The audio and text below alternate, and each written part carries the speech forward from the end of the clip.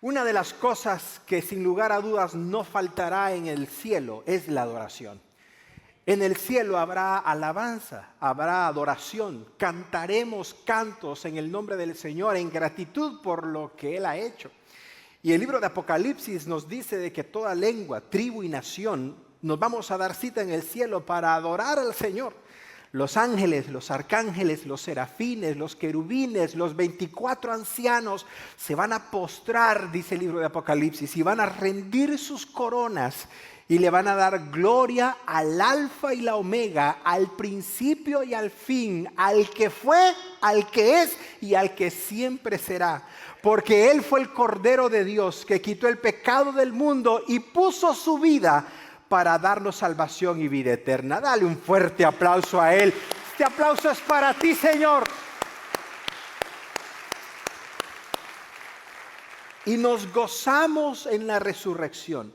De hecho, si tú nos has acompañado a los devocionales que como iglesia preparamos para que tú pudieras alimentarte durante la semana, conociendo más de la última semana de vida de Jesús, sabrás que llamamos a esta miniserie el legado de la cruz, porque la cruz nos deja un legado. La cruz nos da muchas enseñanzas, las cuales brevemente vamos a compartir en 3 pequeños mensajes en este tiempo de predicación. Cuando pensamos en el día viernes, nosotros nos gozamos en la resurrección del domingo, pero quiero recordarte que antes de una resurrección, primero hubo una crucifixión. Y eso, de acuerdo a los evangelios, lo encontramos en el día viernes.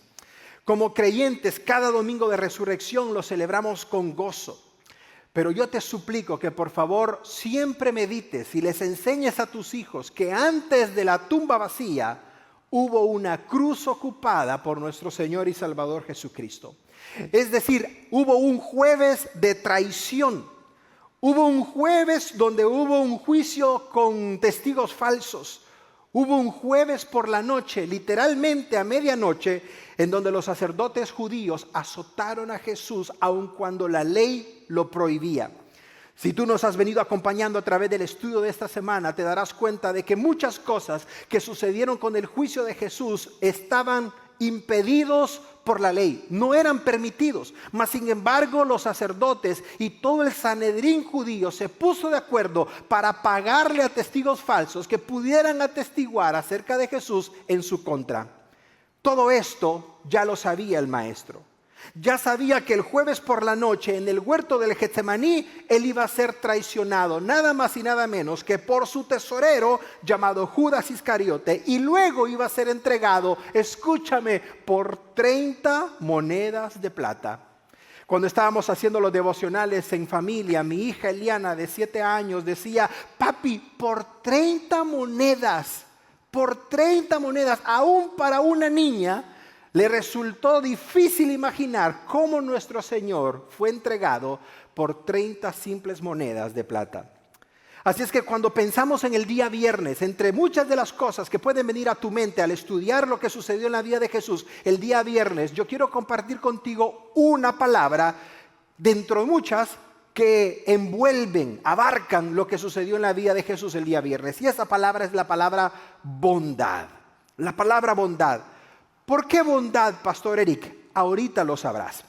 Sé que resulta más difícil ahora en día ver la bondad de Dios con todo lo que está sucediendo en el mundo entero. Es decir, para ninguna persona sería incaudal o sería imposible creer que estamos viviendo en un mundo tan lleno de maldad. Basta con ver las noticias en cualquier medio, cualquier plataforma para darnos cuenta que el nivel del pecado al cual la sociedad vive ahora en día ha llegado a unos extremos que antes eran inimaginables y sin excepción alguna. Hace unos días atrás, yo sé que tú escuchaste la noticia porque le dio la vuelta al mundo entero y tocó muchos corazones, principalmente por los fallecidos, aquellos que somos padres, abuelos o tenemos pequeños en casa. Hubo un suceso que tocó mucho nuestro corazón como familia, el de mi esposa Yami, el de tu servidor. Y fue el del tiroteo en una escuela cristiana llamada Covenant School de la ciudad de Nashville, Tennessee. Según trascendió en los medios de comunicación, una mujer llamada Audrey Hale, la cual se identificaba a sí misma como una mujer transgénero, Irrumpió en las instalaciones de la escuela y empezó a disparar aleatoriamente su arma de grueso calibre. En el tiroteo, de acuerdo a los medios noticiosos, 3 pequeñitos perdieron la vida y los 3 de 9 años de edad, porque dicho sea de paso, todo este tiroteo se dio en una escuela primaria. ¿Te puedes imaginar? No solamente los 3 pequeños perdieron la vida, sino que también la directora del centro escolar, la que puso su cuerpo para tratar de impedir el asalto. Murió también una maestra suplente y murió el vigilante de la escuela. 3 niños, 3 adultos, en total 6 personas, y la cifra pudo haber sido mucho peor de acuerdo al departamento de policía. Es triste de cada una de las personas que falleció, pero muy particularmente nos tocó el corazón cuando supimos que una de las niñas fallecidas era la única niña del pastor al cual la iglesia pertenecía.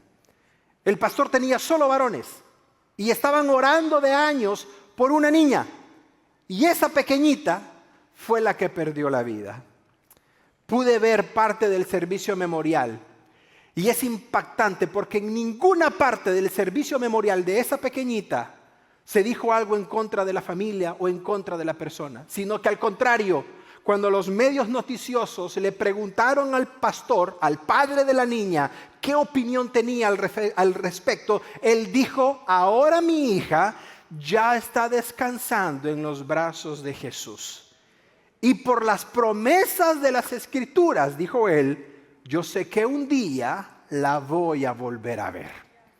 ¿Tú sabes por qué tiene ese pastor, ese padre de familia, esa seguridad? No por lo que le enseñó la iglesia, no por lo que le enseñó su posición como pastor, no por lo que le enseñó una religión, sino por lo que sucedió el domingo de resurrección. Por ese suceso de Jesús levantándose sobre la muerte, triunfando sobre ella, es que ahora los que somos cristianos tenemos la seguridad que un día vamos a ver a nuestros seres queridos que murieron en Cristo. Lo llamativo del caso es que esta joven que tuviste en pantalla fue alumna de esa escuela cuando era pequeña. Fue educada, escúchame, esa joven fue educada teniendo en cuenta valores cristianos. Fue educada en una escuela privada donde se le dio educación ética y educación moral.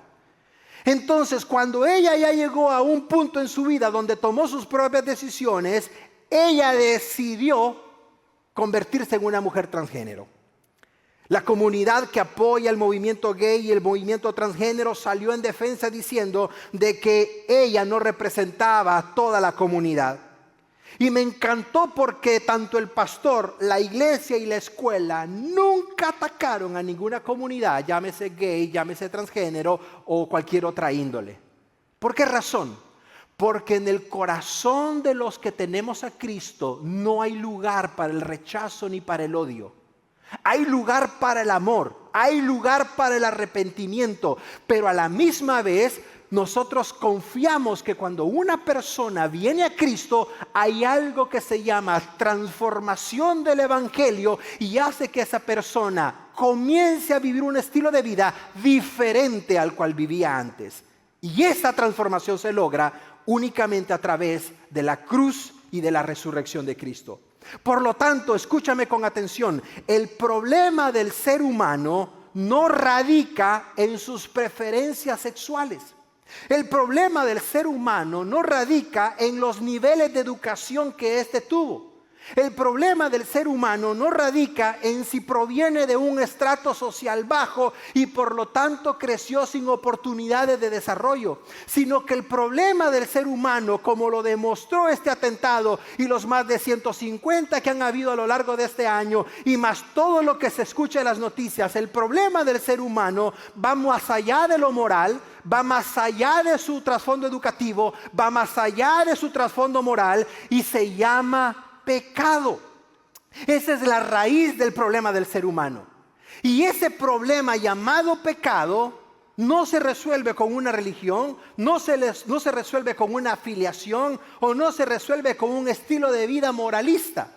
De hecho, las Escrituras nos enseñan que hay 3 razones por las cuales el ser humano estaba totalmente condenado si no hubiese habido una cruz el día viernes. ¿A qué me refiero? Obsérvalo en pantalla. Número 1, la Biblia nos enseña que el ser humano es pecador por nacimiento.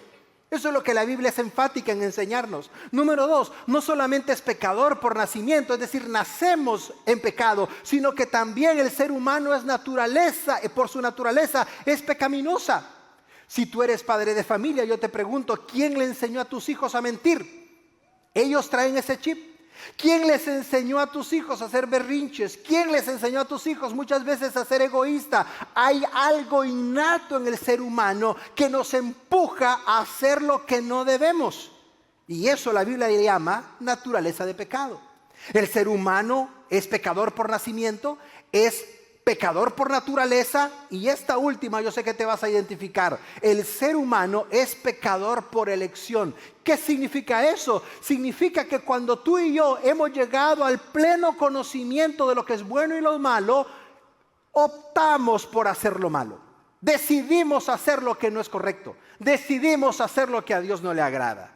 Y tú y yo nos hemos encontrado en esa situación. Por lo tanto, tenía que haber una cruz el día viernes para que el nacimiento, la naturaleza y la elección del ser humano quedaran completamente anuladas en la cruz del Calvario. Y me encanta lo que la palabra de Dios nos enseña en cuanto al día viernes. Por favor, anota este pasaje en el margen de tu Biblia o en tu libreta de apuntes. Dice la palabra de Dios: al que no conoció pecado. Observa este pasaje: al que no conoció pecado, el día viernes en la crucifixión por nosotros fue hecho pecado. Es decir, lo que está diciendo el apóstol Pablo en este pasaje es que Cristo Jesús nunca cometió pecado. Es el único ser humano que nació sin pecado y que no tenía la naturaleza pecaminosa y que por elección nunca pecó. Entonces, por lo tanto, Jesucristo, quien nunca cometió pecado, cuando estuvo en la cruz del Calvario, el Padre tomó todo el pecado de la humanidad, pasada, presente y futura, y cargó todo el pecado sobre su cuerpo. ¿Te imaginas eso? Entiéndelo, por favor. Al que nunca mintió, pagó por la mentira. Al que nunca fornicó, pagó por los fornicarios. Al que nunca adulteró, pagó por los adúlteros. Al que nunca mató a nadie, pagó por los homicidas. Al que nunca mintió, pagó por la mentira del ser humano. Y dice Pablo, y todo esto lo hizo para que la justicia de Dios se cumpliera en él. Por lo tanto, cuando tú y yo vemos el día viernes, lo que vemos es la bondad del Padre y la bondad del Hijo al entregar su vida en la cruz cuando Él no merecía hacerlo. Si tú lees los evangelios, te darás cuenta que la acusación formal que hicieron contra Jesús fue blasfemia. No había otra razón para acusarle. De hecho, no había otra causa legal de acusación para llevarlo a la cruz. Entonces los judíos, el Sanedrín, los sumos sacerdotes, Anás y Caifás, tuvieron que armar todo un complot con testigos falsos para que el jueves por la noche, casi de madrugada el día viernes, agilizar una orden de muerte contra Jesús. Tú recordarás lo que sucedió cuando Poncio Pilato entrevistó a Jesús, y una de las mejores conversaciones registradas en todo el Nuevo Testamento, sin lugar a dudas, fue la de Poncio Pilato con Jesús, en donde hasta el día de ahora resuena la pregunta que Poncio Pilato le hizo al maestro: la verdad, ¿cuál es la verdad? Y muchas personas andan buscando ahora en día la verdad. La buscan en una religión, la buscan en un ritual, la buscan en una persona, pero olvidan que la verdad no es una teoría, la verdad no es un concepto filosófico, sino que de acuerdo a las Escrituras, la verdad es una persona, y esa persona es Jesús, cuando Él dijo: yo soy el camino, yo soy la verdad y yo soy la vida. Nadie va al Padre si no es a través de mí. Ese es el camino, esa es la verdad. Y esa es la única manera en la que el ser humano finalmente podrá conocer la verdad. Los evangelios nos dan el testimonio de que la esposa de Pilato le dijo antes de condenarlo: no tengas nada que ver con este hombre, porque he tenido sueños acerca de él y este hombre es justo. Es decir, Dios alertó a Poncio Pilato de que toda la acusación era engañosa y falsa. Y ahí es en donde los evangelios registran que Poncio Pilato se lavó las manos y le dejó la decisión final al pueblo. ¿Tú te acuerdas lo que respondió el pueblo? Es interesante porque cuando leímos el Domingo de Ramos, el pueblo le estaba diciendo al Señor: Hosana, Hosana, bendito al que viene en el nombre del Señor. Y qué paradójico, porque esas mismas personas que el Domingo de Ramos le estaban diciendo Hosana, son las mismas personas que el día viernes en el juicio de la plaza del templo le dijeron a Pilato: su sangre sea sobre nosotros. Suelta a Barrabás y crucifícale a él. Cuando pensamos en el día sábado, hay muchas cosas que pudiéramos deducir, aplicar, pero personalmente me gusta la palabra esperanza para el día sábado. ¿Tú sabes por qué? Porque el día viernes fue el día que Jesús fue crucificado. Alrededor de las 3 de la tarde fue cuando Él expiró y entregó su espíritu. Y me llama mucho la atención, quiero enfatizar que nadie le quitó la vida a Jesús. Si tú has leído los evangelios o has visto alguna película o has escuchado por ahí que fue el soldado romano que le atravesó su costado con una lanza quien le quitó la vida, no es así. Si tú has leído de que fue el soldado romano que lo clavó en la cruz, fue el que le quitó la vida, tampoco es así. Quiero leerte lo que Jesús dijo mientras aún estaba con sus discípulos tocante a eso que sucedería el día viernes y el día sábado. Observa lo que dice Juan capítulo 10. Por eso me ama el Padre, porque yo pongo mi vida. Esa parte es la que debes de tener subrayada y memorizar en tu corazón. Yo pongo mi vida para volverla a tomar. Observa la declaración contundente y categórica que viene después del punto: nadie me la quita. Gloria al Señor. Nadie me la quita, sino que yo de mí mismo la pongo. Y observa la segunda afirmación de Jesús: tengo poder para ponerla y también tengo el poder para volverla a tomar. Gloria al Señor, dale un fuerte aplauso a Él. Gracias, Jesús. Aleluya. Dicho de otra manera, ninguna persona le quitó la vida a nuestro maestro. Ningún soldado romano, ningún sacerdote, ningún judío. Él voluntariamente entregó su vida. Y Él voluntariamente la volvió a tomar cuando el día llegó que veremos a continuación. El Shabbat hasta el día de ahora sigue siendo el día más importante para la comunidad judía.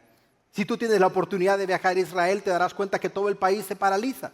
Desde el día viernes a partir de las 6 de la tarde hasta el día sábado a las 6 de la tarde, nadie hace nada, nadie sale, nadie compra, nadie camina. Los ascensores no está permitido que los apretes, sino que tienen detectores de voz. Tú le dices: voy al nivel 5 y el ascensor te lleva al nivel 5. Es decir, nadie podía hacer nada el día sábado, el Shabbat.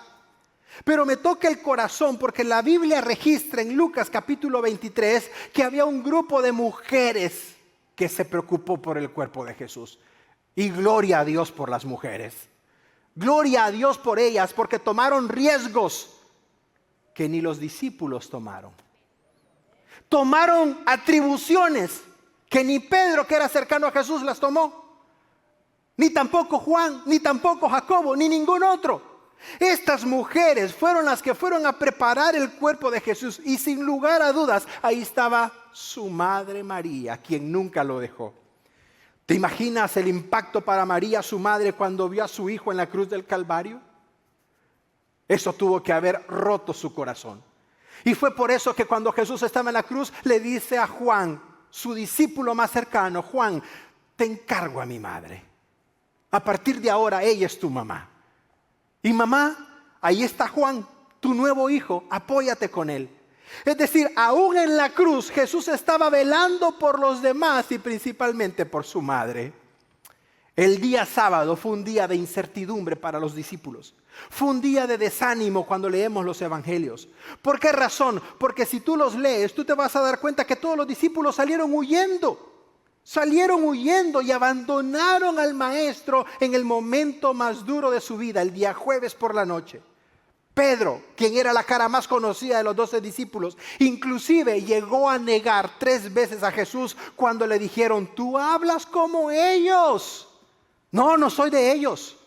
Tú te pareces a ellos. Claro que no me parezco a ellos. Tú andabas con ellos. Yo nunca he andado con ese hombre. Y en el instante el gallo cantó 3 veces. Todos los discípulos abandonaron a Jesús. Pero ahí estaban las mujeres, ahí estaba María su madre, ahí estaban la madre de Juan y de Jacobo, esposa de Zebedeo. Había un grupo de mujeres que estaba con él. Tenía un dolor generalizado en el corazón, pero a pesar del dolor y a pesar de la angustia, fueron a limpiar el cuerpo de Jesús. Y tenían que hacerlo pronto, porque a las 6 de la tarde ya no podían tocar un cuerpo muerto. Es decir, tenían una ventana de 3 horas para hacer todo esto: bajarlo, limpiarlo, ponerle los ungüentos aromáticos y luego llevarlo al sepulcro. Me impacta tremendamente lo que hizo José de Arimatea, a quien Lucas describe como un hombre rico. ¿Tú sabes lo que él hizo? Su sepulcro, que probablemente fue para su familia o para él mismo, lo dispuso para el maestro. Es interesante porque Jesús nació de una mujer virgen y murió en un sepulcro virgen que nadie había ocupado jamás.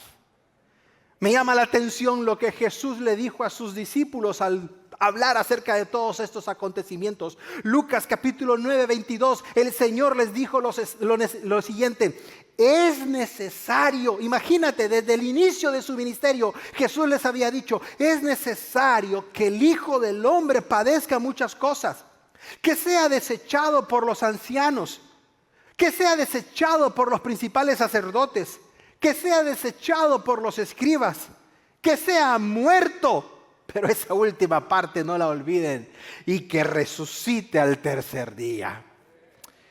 No te voy a pedir que levante las manos en ninguno de los campus o a los que nos acompañan a través de los medios. No voy a pedirte que levantes la mano. Pero ¿cuántas veces a ti te ha sucedido lo mismo? Que tú sabes las promesas de Dios, pero cuando estás en medio del problema las olvidas. Has leído las promesas de Dios, pero cuando estás en medio de la situación tensa, en medio del problema, en medio de la situación laboral, en medio del problema con tus hijos, en medio de la discusión con tu esposo, en medio de ese problema personal, cuando estás en medio de la situación, simplemente olvidas las promesas de Dios. Es interesante porque los discípulos pasaron más de 3 años con Jesús, día y noche, no se le despegaron. Pero aquí, el día sábado, pareciera que olvidaron todas las promesas que Jesús les había hecho. Su corazón está lleno de angustia, su corazón está lleno de tristeza, como muchas veces el tuyo y el mío. Corazones que tienen dudas, corazones que tienen tristeza, que tienen adversidades, que pierden la confianza en el Señor y en sus promesas.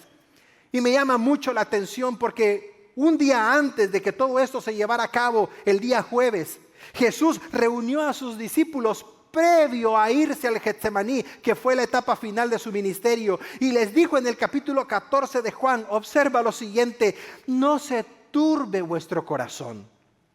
Jesús ya comenzaba a notar que había intranquilidad y había turbación en el corazón de sus discípulos. Jesús les dijo: no se turbe vuestro corazón.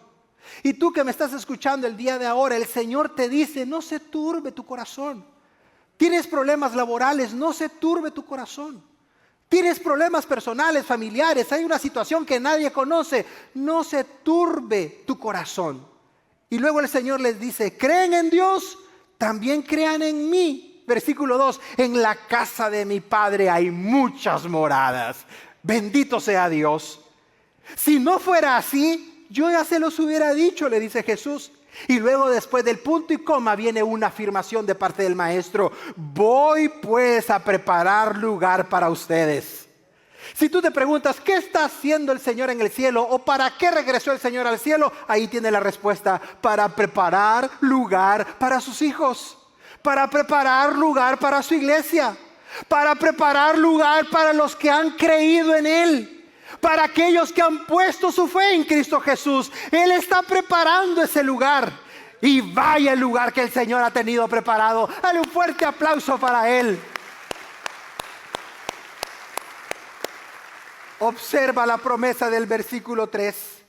Y si me fuere, les voy a preparar lugar, porque voy a volver otra vez. ¿Tú crees que son cuentos de abuelita? ¿Tú crees que son historias para que tus hijos se duerman en la noche? No.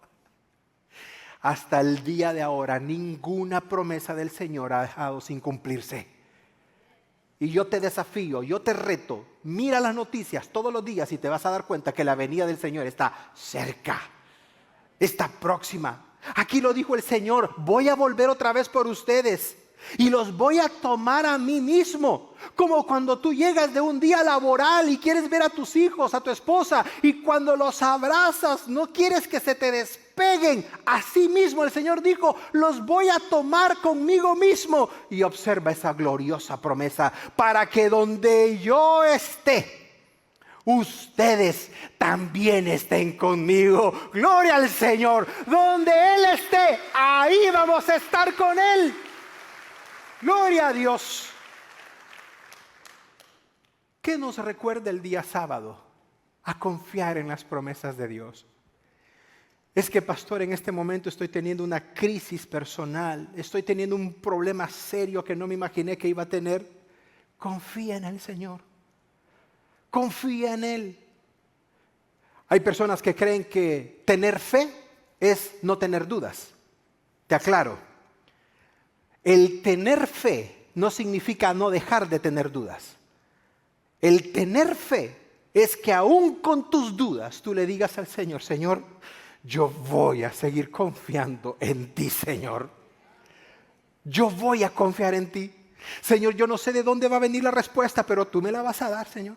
Señor, yo no sé de dónde va a venir la provisión, pero tú me la vas a dar, Señor. Yo voy a confiar en ti. Mi realidad me dice lo contrario, pero mi fe me dice que confíe en ti, Señor.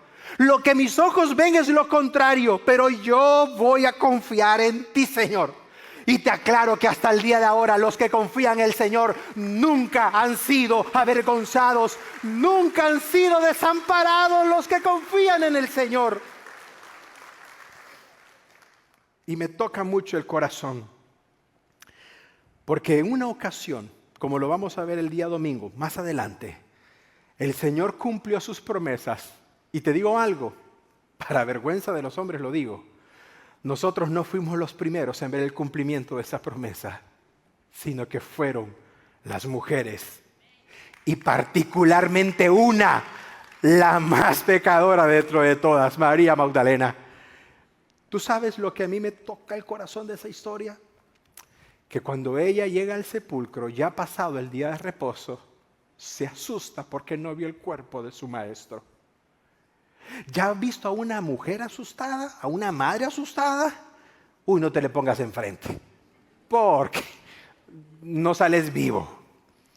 Cuando a una mujer se le mete algo en la cabeza, dice la Biblia, Apocalipsis 28, que es más fácil quitarle la cabeza que sacarle la idea.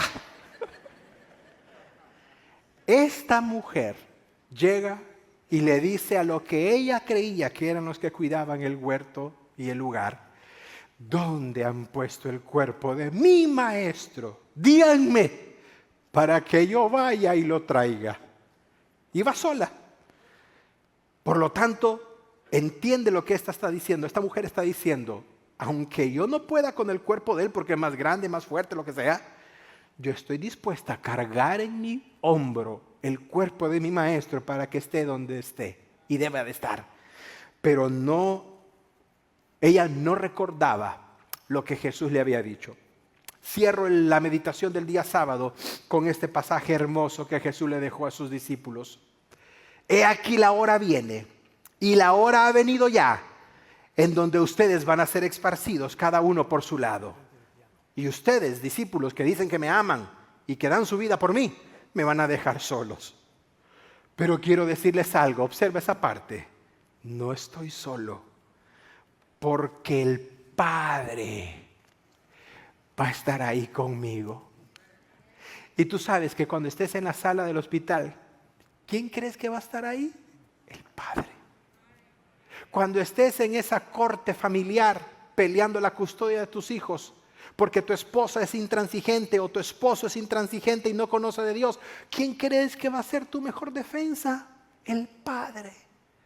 Cuando estés en ese proceso de quimioterapia o cuando estés en esa transfusión sanguínea o cuando estés en esos exámenes o cuando estés en esa biopsia, ¿quién crees que nunca te va a dejar?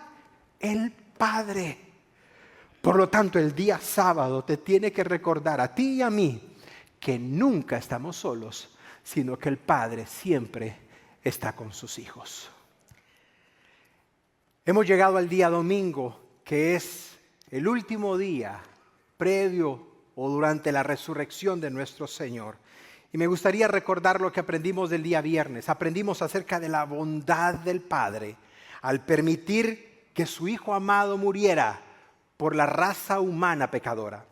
El día sábado aprendimos a no perder la esperanza y a nunca perder la fe y no olvidar las promesas que Dios ha hecho a nuestra vida. Y es así como llegamos al día domingo. Es interesante porque nosotros desconocemos en qué día nació Jesús. Pero tú sabes algo, sabemos con exactitud el día que murió y el día que resucitó. Y la Biblia y los evangelios nos hablan de que fue el primer día de la semana, lo cual es el día domingo.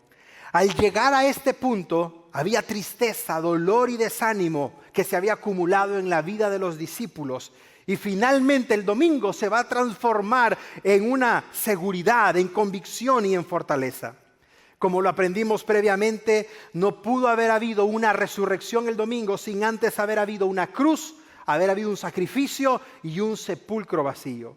Había una piedra pesada, dicen los evangelios, específicamente el evangelio de Lucas, la cual fue puesta con sellos romanos para que nadie pudiera moverla. Pero lo impactante es que tanto la piedra se había movido, los lienzos que cubrían el cuerpo de Jesús estaban tirados y principalmente algo inexplicable, la tumba estaba vacía. Y todo esto son pruebas contundentes de lo que la Biblia nos afirma que fue verdadero.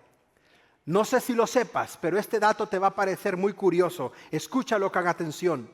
En esta misma semana, los judíos celebran lo que ellos le llaman la Pascua judía o el Pesaj. Y eso lo hacen para celebrar la liberación que ellos tuvieron del pueblo de Egipto. Los musulmanes se encuentran celebrando en estos mismos días lo que ellos le llaman el Ramadán, lo cual es la revelación del Corán al profeta Mahoma.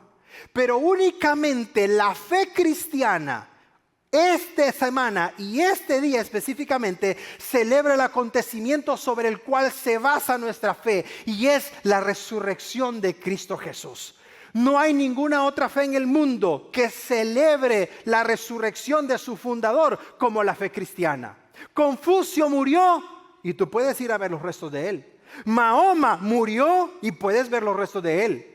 Cualquier filósofo, cualquier fundador de una religión asiática o de cualquier país ha muerto. Recuerdo que hace unos 7, 8 años falleció un famoso reconocido gurú en la India. Tenía más de miles y miles de seguidores. Y les dijo a ellos cuando él supo que iba a morir de que no estaba muerto, sino que estaba meditando.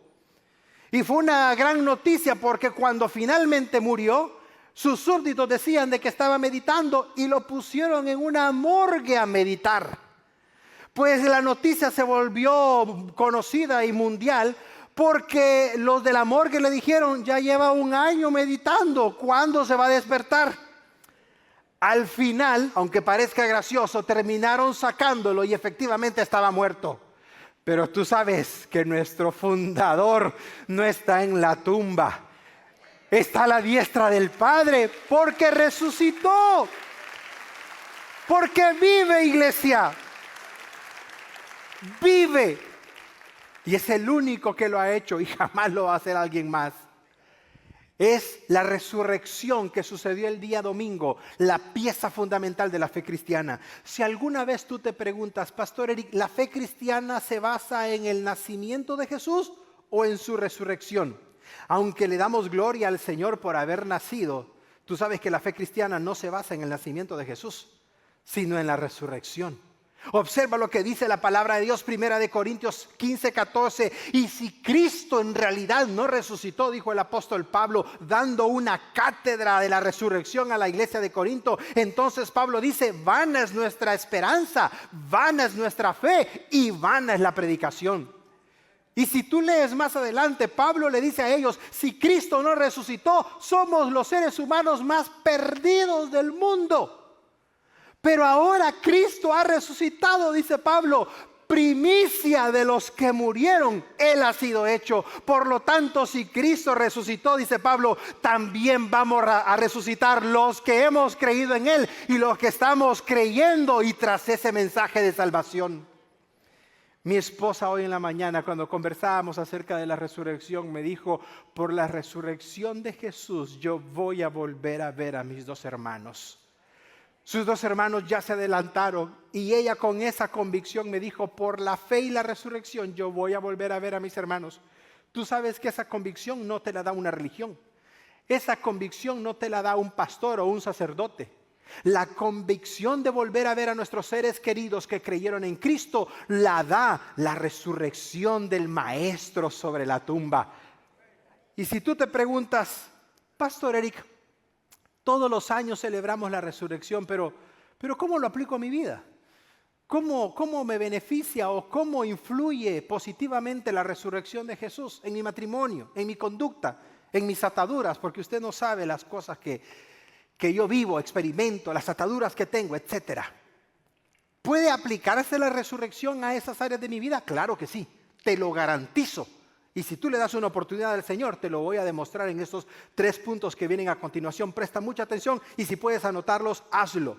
¿Cómo se aplica la resurrección de Jesús en nuestra vida ahora en día? Número 1, la resurrección de Jesús para los que creen en Él y para los que creen en este suceso trae victoria sobre el pecado. Si yo te preguntara, ¿has pecado? Claro que yo sé que has pecado. Hoy en la mañana y vas a pecar después del servicio. Y hasta que tú partas de esta tierra, vamos a seguir pecando. Pero ¿cuál es la diferencia entonces? De que ya no pecas voluntaria o discriminadamente, sino que ahora tienes una convicción de haber ofendido al Señor.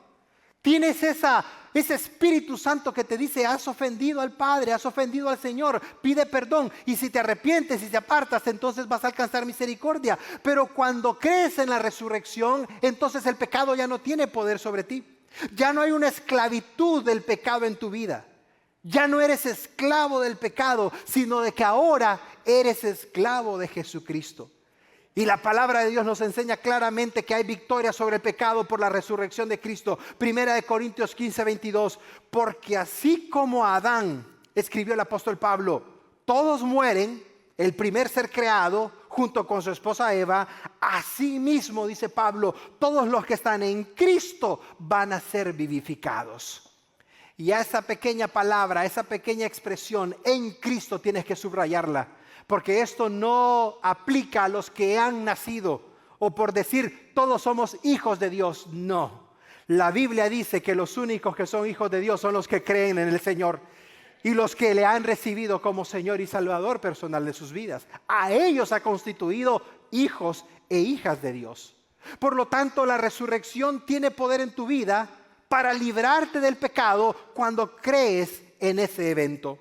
Número 2. No solamente trae victoria sobre el pecado, sino que trae victoria sobre un enemigo que no descansa hasta verte derrotado y destruido y destruida. ¿Y a quién me refiero? A Satanás, el diablo. Si tú te preguntas, ¿qué fue lo que hizo el Señor durante el día sábado que estuvo en la tumba? ¿Durmió? ¿Levitó? ¿O qué hizo? ¿Anduvo como un cuerpo inerte? No. Las escrituras dicen, y el apóstol Pedro afirma, de que descendió a los sepulcros, descendió a las partes más bajas del infierno a predicar no un mensaje de salvación, sino a predicar, a anunciar un mensaje de victoria que había ganado en la cruz del Calvario. Y eso es lo que enseña la palabra de Dios. Dale fuerte aplauso a Él.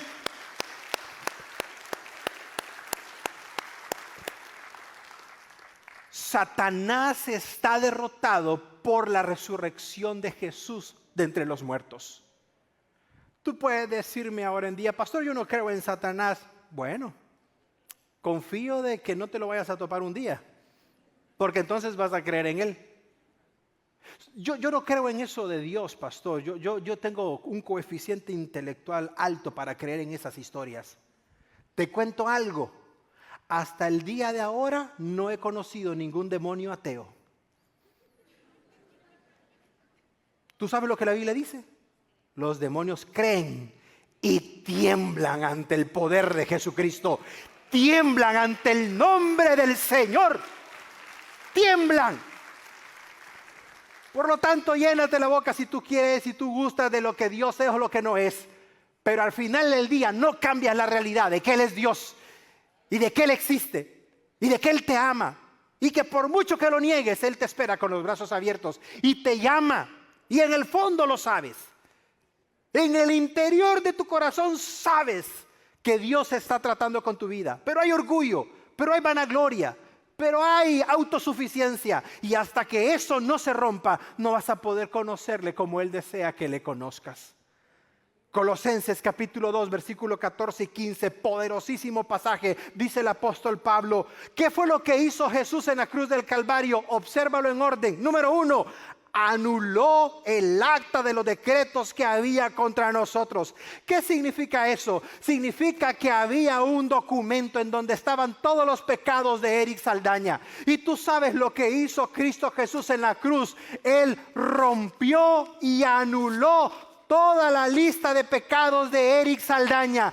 Y sobre eso, dice Pablo, los fue a clavar en la cruz para que fueran de testimonio público. Y no solamente eso, versículo 15, observa lo que hizo, no solamente clavar nuestra acta en contra de nosotros, sino que despojó a los principados. ¿De qué los despojó? De la autoridad que habían ganado después de la caída en el Edén.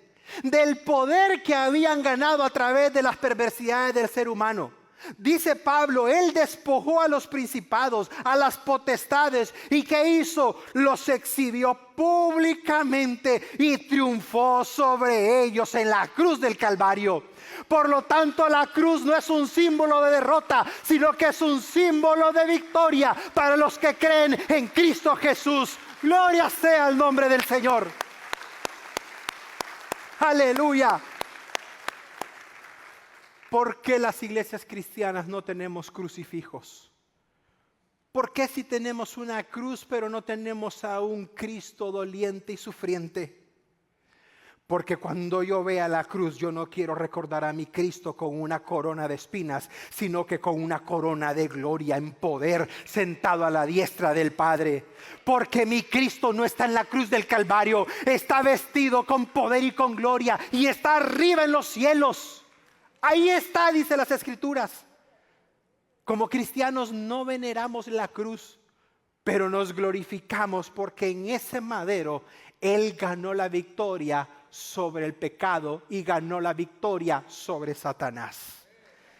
Y este pasaje de Hebreos capítulo 2 versículo 14 debes de tenerlo memorizado o subrayado en tu Biblia. El escritor a los Hebreos dice: nosotros que éramos de carne y sangre y de hueso, por eso mismo Jesús tuvo que hacerse humano como nosotros, porque era la única manera, dice el escritor a los Hebreos, que podía, ¿qué? Dilo fuerte, iglesia, vencer al diablo. ¿Debo de tenerle temor al diablo, Pastor Eric? No, si eres un verdadero creyente. El diablo te va a ladrar, el diablo te va a acechar, el diablo va a hacer todo lo que quiera y lo que intente contigo. Pero si tú estás en las manos del Señor y estás firme caminando en su voluntad, no te preocupes de cuánto te pueda ladrar. Porque eso, como diría Don Quijote, es solamente evidencia de que vas avanzando en el reino de los cielos. Vas avanzando en el Evangelio. ¿Cómo se aplica la resurrección a nuestra vida? Número 1, nos trae victoria sobre el pecado. No somos esclavos del pecado ni de las adicciones. Número 2, nos trae victoria sobre Satanás. Él ya no tiene poder sobre nosotros. Y número 3, la última cosa que el Señor venció antes de resucitar el domingo por la mañana, nos trae victoria sobre la muerte. Tú sabes que el libro de Apocalipsis dice que el último enemigo en ser destruido va a ser la muerte. Piénsalo en orden, por favor. Cuando Jesús muere en la cruz del Calvario, lo primero que derrota es el pecado, porque Él pagó por el pecado de toda la humanidad en la cruz. Lo segundo que derrota es a Satanás, porque le quita el poder que tenía sobre la humanidad. Pero hay un tercer enemigo que vencer y nadie lo ha hecho, y ese enemigo se llama la muerte. Y es el enemigo más letal que tiene la humanidad a causa del pecado.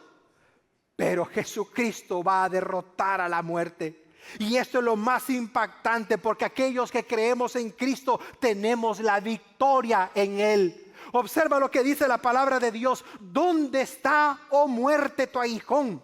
¿Dónde está, oh sepulcro, tu victoria? Ya que el aguijón de la muerte, dice Pablo, es el pecado, y el poder del pecado es la ley. Mas gracias sean dadas a Dios, que nos da, ¿qué, iglesia? Dilo fuerte. Dilo más fuerte. Nos da la victoria. ¿Por medio de quién? Del Señor Jesucristo. Dale un fuerte aplauso a Él. Él nos da la victoria. Aleluya. Hasta este punto todos los que habían muerto y habían resucitado volvieron a morir. Pero yo me imagino a mi Señor y Salvador Jesucristo levantándose esa madrugada del día domingo, quitándose los lienzos, y Satanás y el pecado y la muerte queriendo detenerlo, queriendo guardarlo, queriendo atraparlo, y Él peleando con victoria y en el poder del Espíritu Santo, levantándose el tercer día con poder y con gloria.